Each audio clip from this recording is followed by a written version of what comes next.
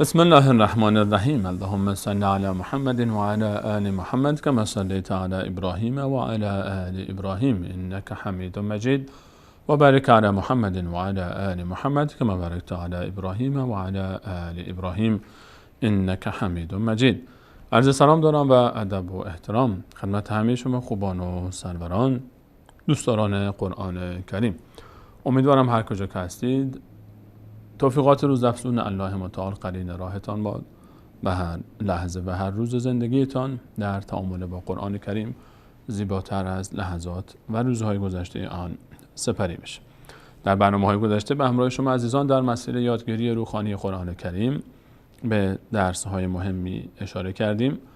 حرکت فتحه، حرکت کسره و حرکت ضمه رو با هم دیگه یاد گرفتیم که به مجموع این سه حرکت فتحه، کسره و ضمه گفته میشه حرکات کوتاه. همچنین درباره ساکن صحبت کردیم به همراه شما خوبان و سروران و همچنین درباره تشدید و نحوه قرائت حروفی که ساکن دارند، علامت ساکن دارند و یا علامت تشدید دارند رو هم با هم یاد گرفتیم و تمریناتش رو هم با هم مرور کردیم. در برنامه امروز میخوام که درباره نکات مهم دیگری صحبت بکنیم. ما گفتیم که حرکت فتح، کسره و یا ضمه هر سه این حرکات کوتاهی هستند. صدای و او که زیاد نمیکشیدیم اینها رو. در مقابل این حرکات کوتاه ما در مصحف شریف حرکات کشیده‌ای هم داریم، حرکات بلندی هم داریم. در مقابل یک حرکت کشیده آ داریم. در مقابل که همان کسره هست یک حرکت کشیده ای داریم و در مقابل او که همان ضمه بود یک حرکت کشیده او داریم که در این برنامه و برنامه بعد ان شاءالله درباره حرکات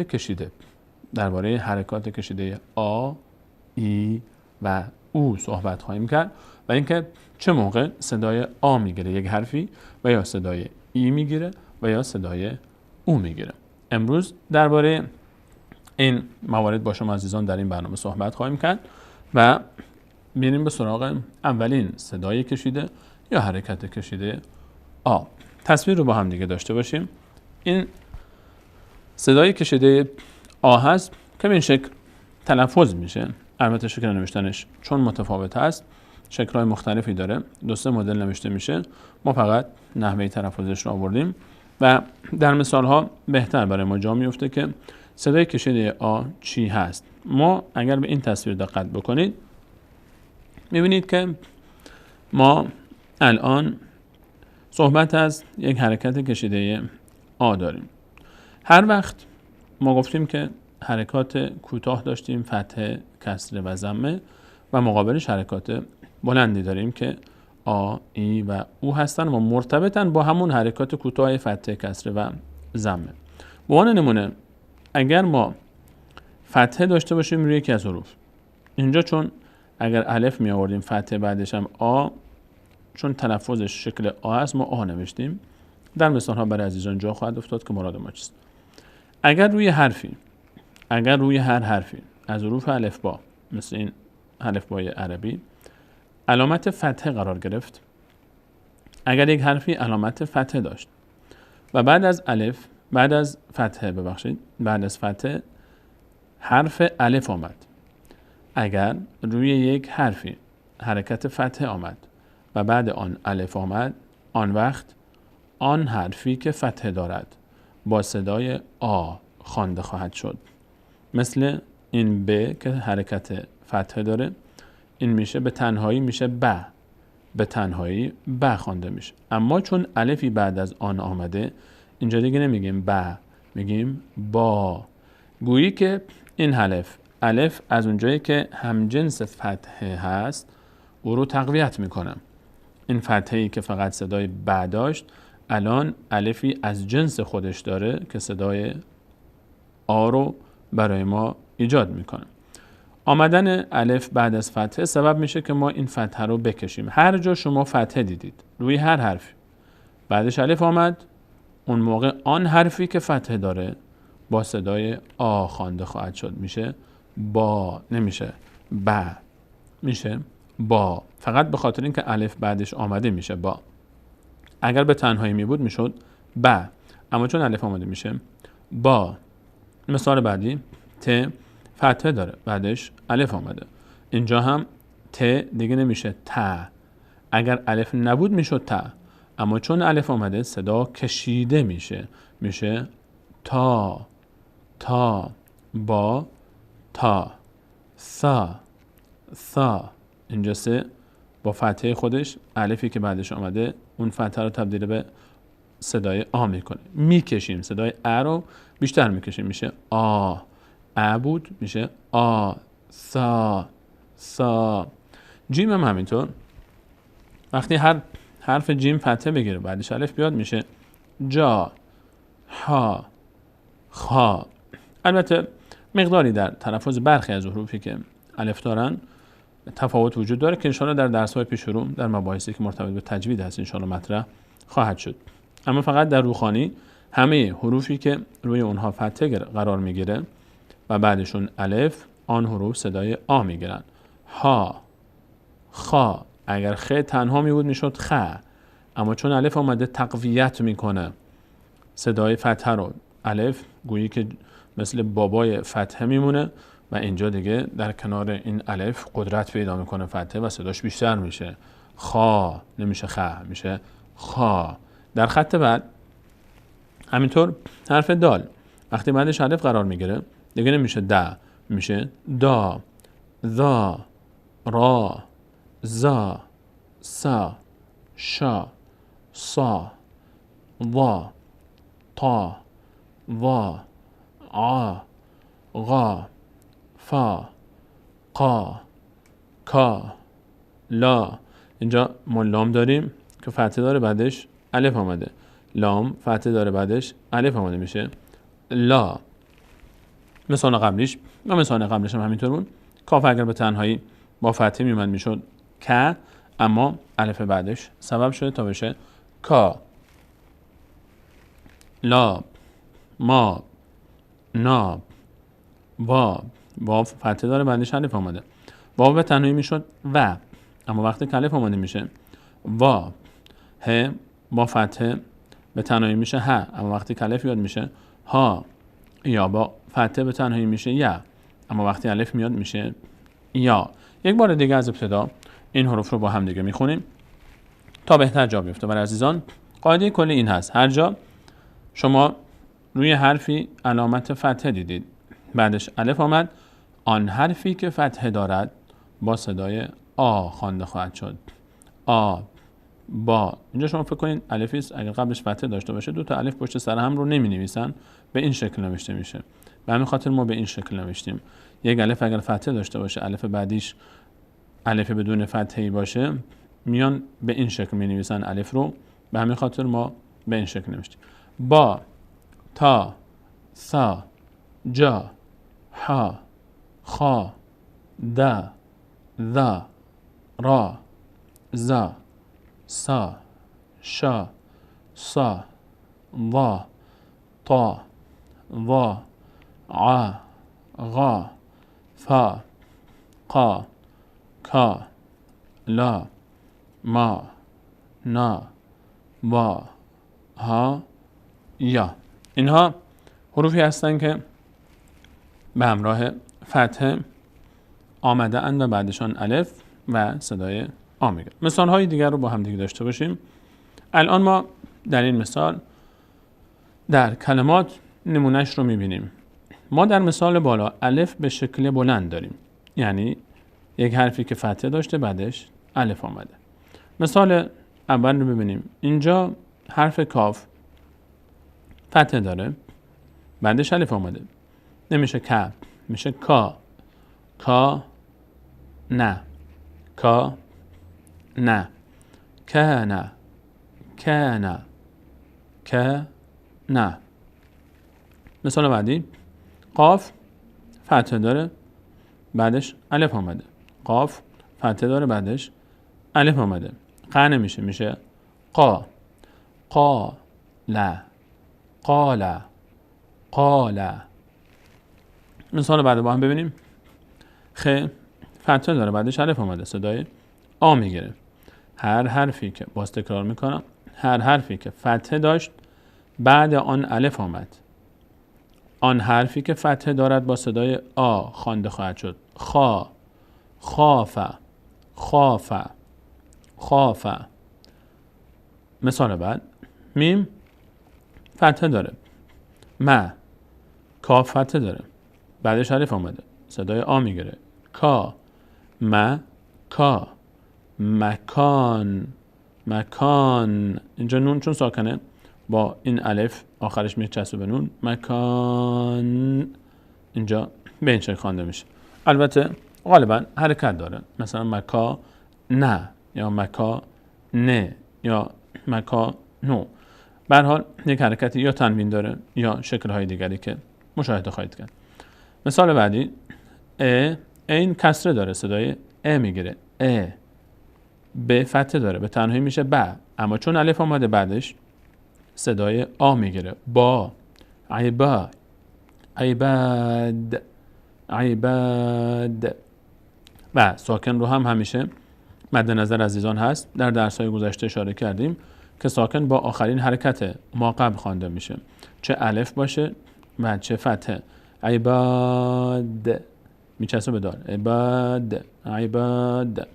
اینها مثال هایی هستند که الف رو ما به شکل کامل، به شکل یک حرف بزرگ میبینیم، به شکل بلند نوشته میشه، چه خافه، چه مکان، چه عباد، چه قاله و چه کانه در این مثال.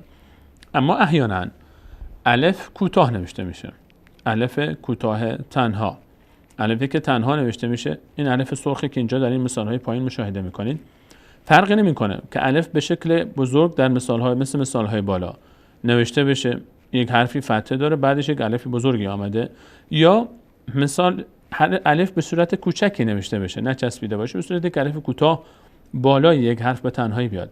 در همه این مثال ها، چه به شکل الف به شکل بلند مثل مثال های بالا کانه، قاله و خافه، یا مثال های پایین، چه الف اینجا با رنگ سرخ ما برای شما عزیزان نشان دادیم، الفه، فرق نمیکنه چه به این شکل نوشته بشه چه به این شکل نوشته بشه. شما در مصحف شریف در قرآن کریم وقتی که الف رو چه به این شکل ببینید چه به این شکل، تأثیرش یکیه، فقط نوشتنش فرق میکنه اما تأثیرش و قرائتش یک شکله. اینجا هم ما الان چطور میخونیم؟ ت فتحه داره میشه ت، ب فتحه داره میشه به تنهایی، اما چون بعد از به یک الف اومده، این الف دقیقاً همون نقش رو اجرا میکنه که الف بزرگ در مثال بالا ایجاد کرد. ت با فتحه بعدش الف میشه با، با، را که تبارک، تبارک، تبارک. اینجا هم الف چون بعدش قبلش فتحه آمده، حرفی فتحه داره، بعدش الف آمده، صدای آ میگیره آن حرف که ب هست. تبارک، تبا میشه این شکل میخونیم، تبارک. مثال بعدی، اینجا الف فتحه داره، این ساکنه، ساکن با آخرین حرکت ما قبل باید خوانده بشه، کمک میگیریم از ما قبل میچسبونیم به این میشه ا. میم فتحه داره بعدش الف آمده، میم فتحه بعدش الف، صدای آ میگیره. لوهم،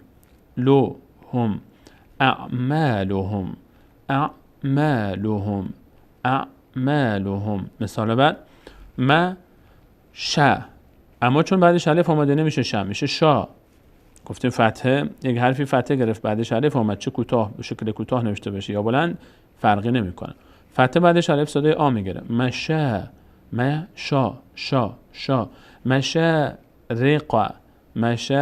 رقا، ر کسره داره، صدای ا میگیره، رقا. مثال بعدی، ای ما، اینجا یا ساکنش افتاده، ای ما نوهم،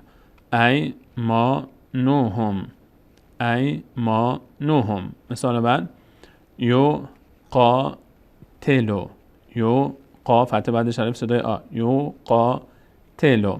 مثال بعدی، خط پایین، میم تشدید داره، با یک بار با حرکت ما قبل، یک بار با علامت خودش خونده میشه. تشدید همیشه چون دو تا حرف از یک جنس بوده، اولی ساکن دومی حرکت داشته، برای ساده تر نوشته شدن به این شکل نوشتیم. یک بار با حرکت مقابل میخونیم یک بار با فتحه خودش ما ما ها فتحه بعدش الف صدای آ میگیره ها امها توکم یجادلو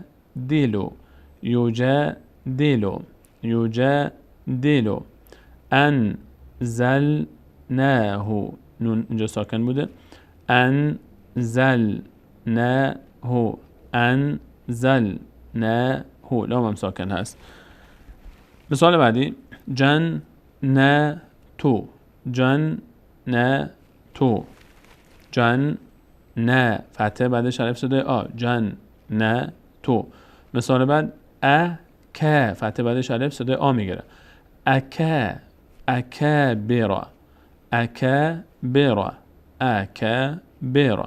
بریم به سراغ مثال های بعد. احیانا این الف کوتاه بر روی حروف دیگری هم قرار میگیره به مانند این مثال. الف کوتاه بر حرف یا میاد و یا الف کوتاه بر حرف واو هم میاد. اینجا این الف خوانده میشه و اون حروف خوانده نمیشوند. اون الف خوانده میشه اما حروف خوانده نمیشوند. مثالش رو با هم ببینیم. ذک را. الان این ز کاف کسره داره میچسبه به کاف. ذک مثال ذک. را فتحه داره بعدش یا آمده. یا یک الف کوتاه روش است. ما در مثالهای قرآنی شما احیانا این الف رو روی یا میبینید. را فتحه داره بعدش الف آمده. الفی که روی یا هست. این یا خودش خوانده نمیشه. این الف حساب میشه اینجا. را بعدش فتحه آمده صدای آ میگیره. ذک را. مثال بعد دال فتحه داره بعدش الف آمده. این یای زیرش خوانده نمیشه. یا خوانده نمیشه، الف خوانده میشه جاش. نوشته میشه اما خوانده نمیشه. هدا. مثال بعدی عیسا. عین با یا، سین با الف میشه سا. فتحه بعدش الف صدای آ میگیره. با اینکه اینجا یا هست یا خوانده نمیشه الف خوانده میشه. مثال بعدی تق ت به قاف میچسبه. واو بعدش الف آمده. وا. مثال بعدی صاد میچسبه به لام.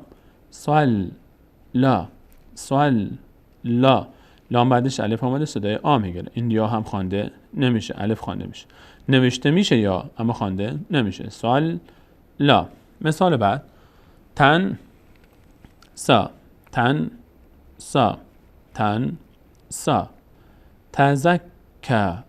تزک کاف دوبار خوانده میشه. یک بار با حرکت ما قبل یک بار با حرکت خودش. تزکا فتحه داره بعدش الف آمده صدای آ میگیره. تزکا این یا هم خوانده نمیشه. واو و الف بعدش آمده است. یا که خوانده نمیشه واو بعدش الف آمده صدای آ میگیره. وا. همینطور در این مثال هم اینجا را ساکنش افتاده، ساکن داشته. اینجا ر ساکن است. گرچه علامت ساکنش از پیش ما افتاده. در مثال بعدی فسوا.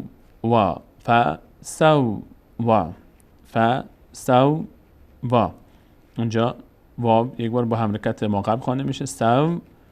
یک بار هم به تنهایی. احیانا این الفی که قبلش فتحه آمده یعنی فتحه روی حرف قرار میگیره بعدش الف میاد الف کوتاه. این الف احیانا روی واو هم قرار میگیره که واو خوانده نمیشه. اینها رو من مثال ها رو به خاطر این آوردم که عزیزان دیگه هر جای قرآن کریم این الف کوتاه رو دیدن بدونن که چطور خوانده میشه. ولی روی یا باشه، روی واو باشه، روی حرف دیگری. اینجا دال بعدش دال فتحه داره بعدش الف آمده. الفی که روی واو هست اما خود این الف خوانده نمیشه. خود واو خوانده نمیشه جاش الف خوانده میشه.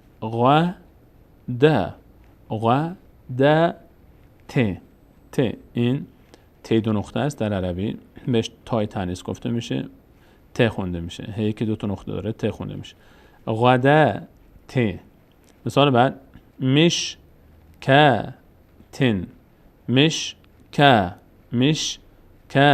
تن.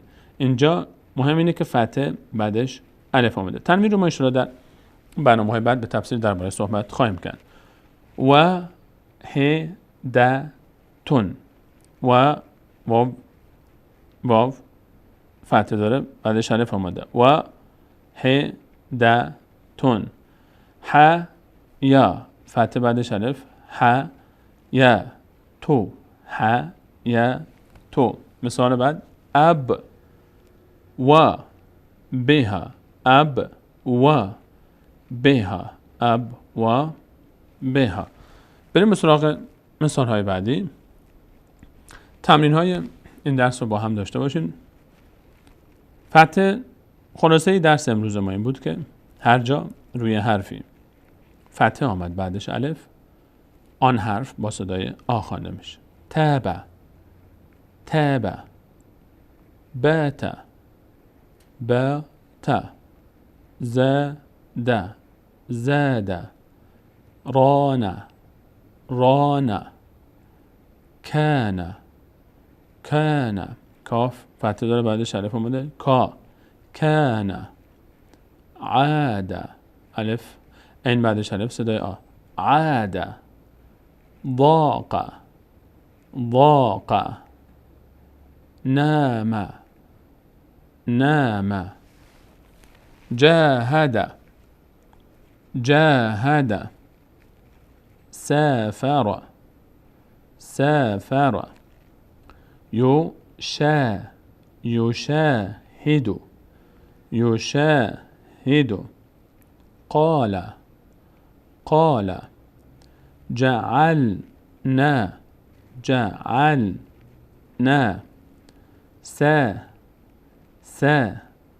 سافلها، سافلها، سافلها. أمطرنا، أمطرنا. فتح بعدش الف صدای آ. ساکنم با ما قبل خونده میشه. أمطرنا.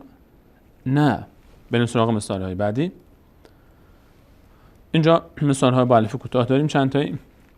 سجا، سجا. فتح بعدش الف صدای آ. سجا. مقابر، مقا. فتح بعدش الف صدای آ. مقابر. فتح بعدش الف. ببینیم این همزه است. علامت این شش کوچکی که ما در فارسی مثل شیش فارسی است همزه گفته میشه. روش فتح اومده میشه بعدش هم الف اومده میشه یا. دو تا داریم الان. یکی اینجا داریم فتح بعدش الف. یات، آیات، آیات. لا صا، لسا. فتح بعدش الف. سا. لسا را، راني. لساهراني، لساهراني. دعاكم، دعاكم. طاحا. فتح بعدش الف صدای آ. طاحا. ها. اینجا هم های اینجا یک الف کوتاه داریم، اینجا یک الف بلند داریم. هر دو تا یک تاثیر دارن. فتح بعدش الف صدای آ میگیره، این فتح بعد الف صدای آ میگیره. طاحا، ها. طاحا، ها. سائله. سین بعدش الف صدای آ. سائله. فهدا. دال فتح داره بعدش الف صدای آ میگیره. فهدا. تکاثر، تکاثر. کاف فتح داره بعدش الف. مناتا. نون بعدش الف صدای آ. مناتا. فأغنى، فأغنى. أوحى، أوحى. يضاعف، يضاع. فتح بعدش الف. ضا. يضاعف. صبح. فتح بعدش الف. صبح. أخبارها، أخبار. فتح بعدش الف صدای آ. أخبار. فتح دوباره بعدش الف صدای آ. ها. أخبارها. این مثال ها رو عزیزان برای تمرین داشتیم. مثال آخر من سریعتر گذر میکنم. خاف، خاف. علینا، علینا. ارسلنا ارسلنا. لما تشدید یک بار با ما قبل، یک بار با فتحه خودش و چون بعد از فتحه الف آمده بار دوم با صدای آ خوانده میشه میم. لما ما دامت دو تا الف پشت سر هم میاد. ما دامت اعمالهم کما انجینا ابانا فتحه بعدش الف، فتحه بعدش الف، هر دو تا صدای آ میگیرن، هم با هم نون. ابانا اضغاثو، اینجا صدای آ میگیره. اضغاثو احلامین احلامین، اینجا لام بعدش الف آمده صدای آ.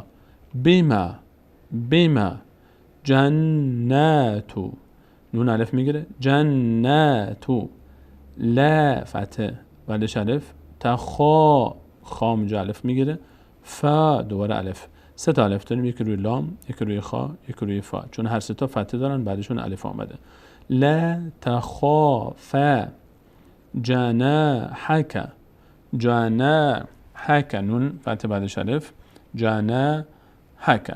به همین قدر اکتفا میکنیم در تمرین های این برنامه. خلاصه بحث برنامه امروزمون این بود که ما در قرآن کریم صداهای کشیده داریم که تکمیل همون صداهای کوتاه فتحه، کسره و ضمه هستن. فتحه به تنهایی میشه ا. اگر حرفی که فتحه داره بعدش الف آمد، چون الف حرفی است که هم جنس فتحه هست در حرکت، اون فتحه کشیده میشه، صدای آ میگیره، دیگه نمیشه ا، میشه آ. مثالهاش رو با هم ذکر کردیم. در برنامه بعد نشانه درباره دو حرکت کشیده دیگر صحبت خواهیم کرد، ای و او، که به کمک کسره و ضمه اتفاق میفته. امیدوارم که نحوه تلفظ فتحه‌ای که بعدش الف میاد برای شما عزیزان جا افتاده باشه و انشاءالله که در برنامه بعد هم حتما بیننده برنامه خودتون خواهید بود تا ادامه بدیم آنچه که ما نیاز داریم برای تلاوت قرآن کریم و روحانی قرآن کریم که فرا بگیریم. تا برنامه بعد همه شما عزیزان رو به الله متعال میسپارم. الله یار و نگهدار شما.